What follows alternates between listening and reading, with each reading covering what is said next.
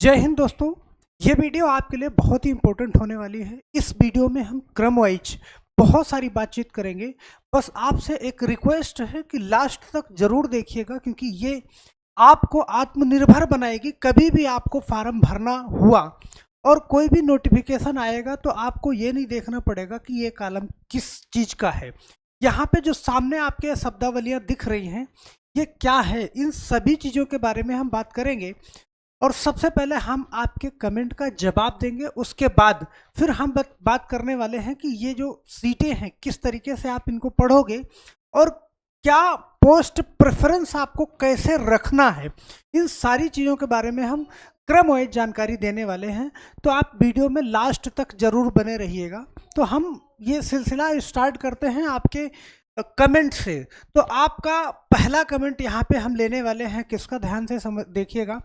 मैं ध्यान देना, ये नाज नूरी जी का कमेंट पहले आया था। इस कमेंट को आज मैंने फिर से एक बार लिया है, क्योंकि इनके कमेंट का जवाब लगभग इस वीडियो में मिल जाएगा। सर, मेरे दोनों हाथ नहीं हैं, मेरे पास लोकोमोटर डिसेबिलिटी सर्टिफिकेट है, तो मैं इस ग्रुप डी फार्म को भर सकते हैं?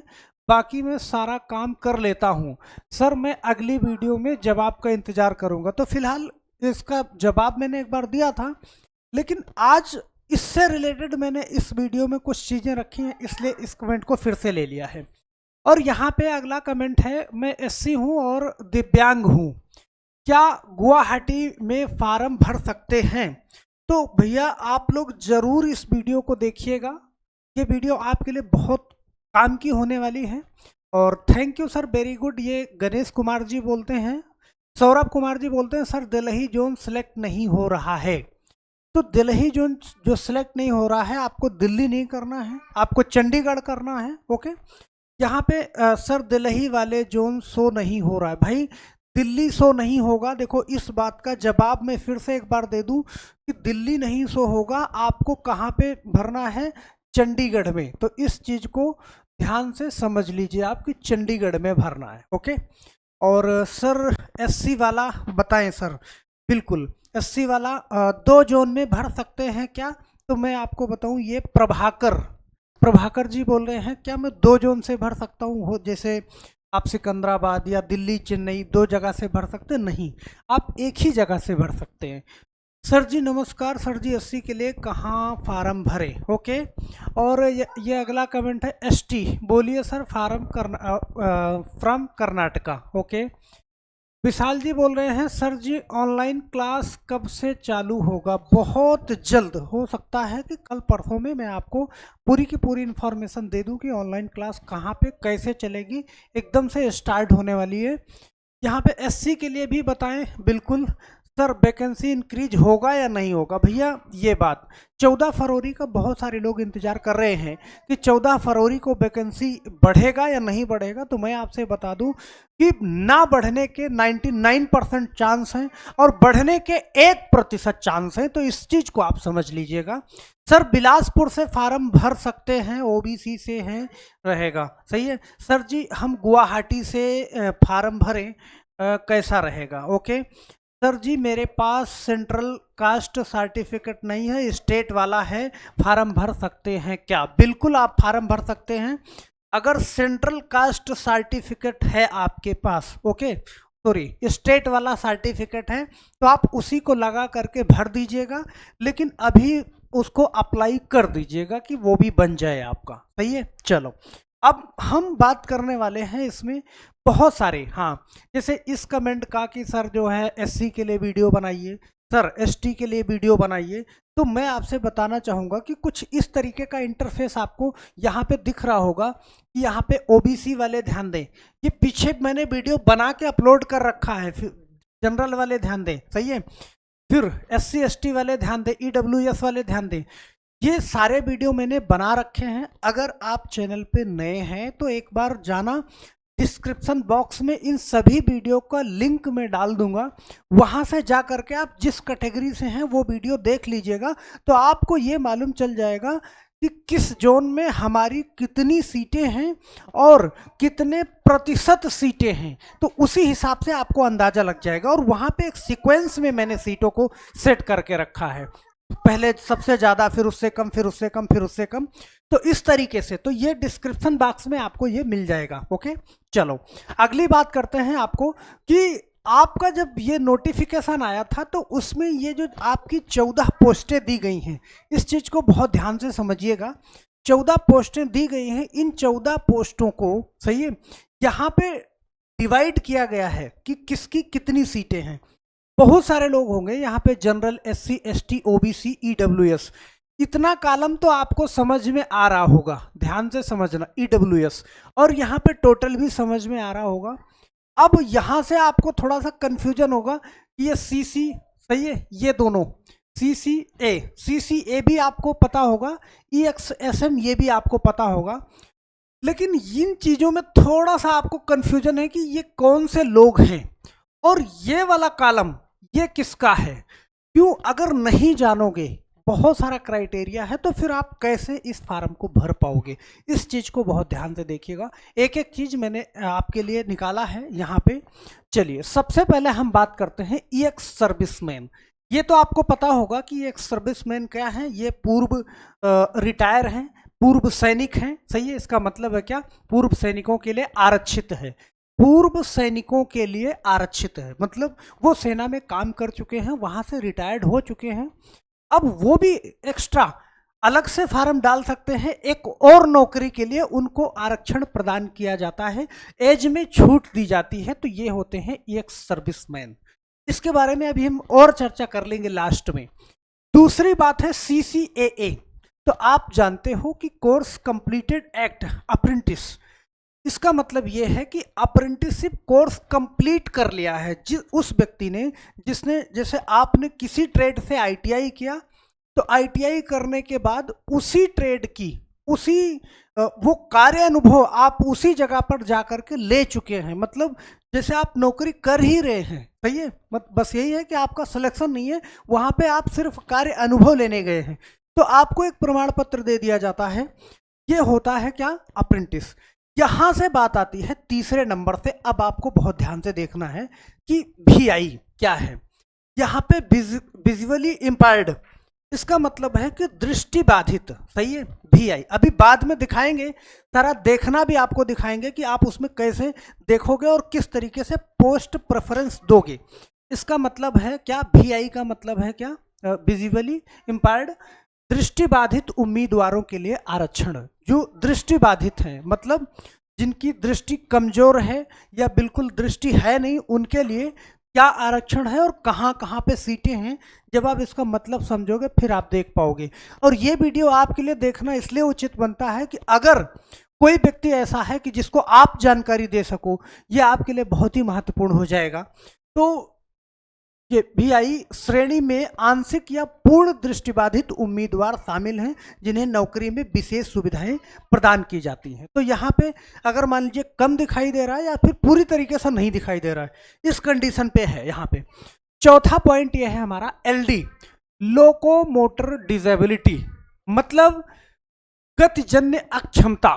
क्या है ये गतिजन्य अक्षमता, LD वाला कॉलम, कि ऐसे उम्मीदवारों के लिए है कि LD, ऐसे उम्मीदवार शामिल हैं जिनको चलने फिरने में कठिनाई होती है, मतलब या फिर एक पांव से या फिर दोनों पांव से वो चल नहीं सकते हैं, ऐसे उम्मीदवार यहाँ पे इसमें इस वाले पे ध्यान देंगे, LD पे, लोकोमोटर डिसेबिलिटी पे। अगली बात करते हैं हम हियरिंग इम्पायर्ड। इसका मतलब है श्रवण बाधित उम्मीदवारों के लिए आरक्षण होता है यहाँ पे। HI जो है आंशिक या पूर्ण बाधित, सही है, पूर्ण श्रवण बाधित उम्मीदवारों के लिए ये पोस्टें होती हैं। और छठवीं बात कर रहे हैं हम यहाँ पे मल्टीपल डिसेबिलिटीज, मतलब यहाँ पे क्या है कि बहुविकलांगता, सही है, ऐसे उम्मीदवारों के लिए जिनके पास एक से अधिक विकलांगता है, हो सकता है कि एक पैर और एक हाथ ना हो, अलग अलग डिसेबिलिटी हो उनके पास, तो ये उनके लिए सीटें उपलब्ध, ये उनके लिए सीटें होती हैं। अब मुझे आशा है कि ये चीज़ें आपको बहुत अच्छे से समझ में आ रही होंगी। बाकी आप जानते हो जो 7 नंबर है ये आपके लिए बहुत जरूरी है, सही है। क्यों 7 नंबर इसलिए जरूरी है कि एक बार ध्यान से देखना कि ये बैकलॉग वैकेंसी है। बैकलॉग का मतलब ये भी समझाऊंगा। यहाँ पे देखो बी आई, तो वो वही चीजें हैं जो 6 नंबर से रिलेटेड हैं, सही है। B I B L D, दृष्टिबाधित उम्मीदवारों के लिए बैकलॉग वैकेंसी।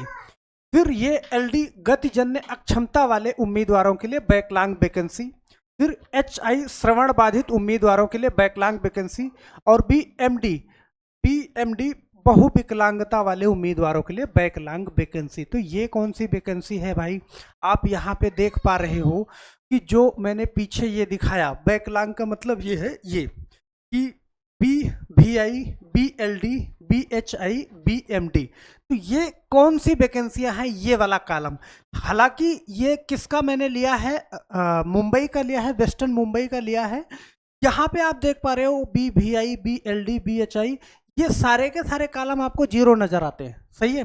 तो मैंने एक जगह का ऐसा भी लिया है कि जहाँ पे ऐसी पोस्टें हों, ये वो वैकेंसियां हैं जिनके लिए पिछली बार आवेदन तो निकाला गया था, ध्यान से समझिएगा, लेकिन वो आवेदन, वो भर्तियां भरी नहीं जा सकी, पिछली बार की सीटें ही इनके पास बची रह गई थी।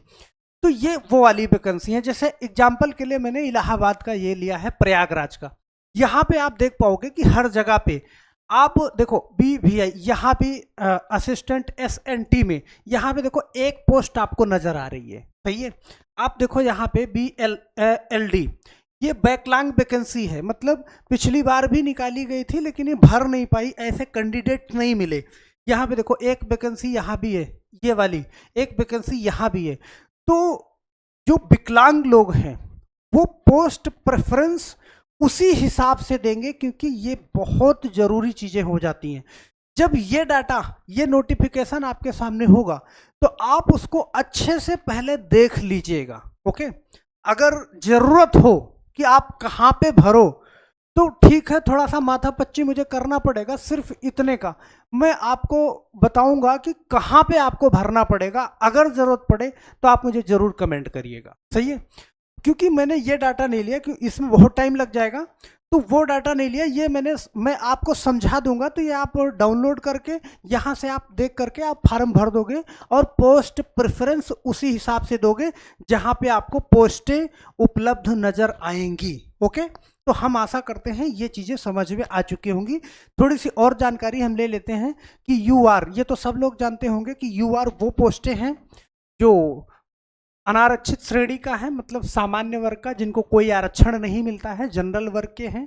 और उसके बाद SC ST, तो अनुसूचित जाति और जनजाति, ये भी आपको मालूम है। OBC, अन्य पिछड़ा वर्ग, ये भी मालूम है। अब यहाँ पे थोड़ी सी चर्चा ऐसे आप समझ लीजिए, ये इसकी चर्चा मैंने कर ही दिया है, पूर्व सैनिक। हाँ, एक चीज मैंने कहा अभी बाद में कर लेंगे, इस सेवा अवधि को आयु से घटाकर, सेवा अवधि को आयु से घटाकर, सही है, अतिरिक्त 3 से 8 वर्ष की छूट दे दी जाती है, किनको, एक्स सर्विस मैन को। तो ये चर्चा मैंने कर ली।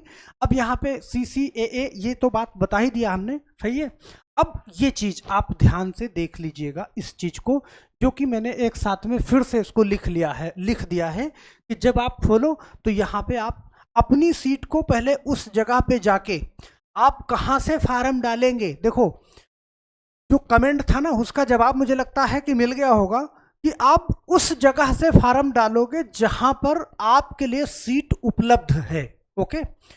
इन चीजों को, कौन सी डिसेबिलिटी आपके पास है वो पहले देख लीजिएगा, फिर आप उस जगह से फार्म डालिएगा और उस पोस्ट को प्रेफरेंस दीजिएगा जहां पे सीटें हैं। तो ये बहुत जरूरी हो जाता है आपके लिए। तो हम आशा करते हैं कि ये वीडियो आपको जरूर समझ में आया होगा, और समझ में आया है मेरे दोस्त तो इतनी मेहनत करी है आपके लिए, एक छोटा सा लाइक तो कर ही सकते हैं, वीडियो को लाइक जरूर कर दीजिएगा, क्योंकि पॉइंट कोई भी हो, हम आपके लिए बहुत मेहनत करके वीडियो बनाते हैं, सिर्फ आपसे एक लाइक ही तो मांग रहे हैं दोस्त।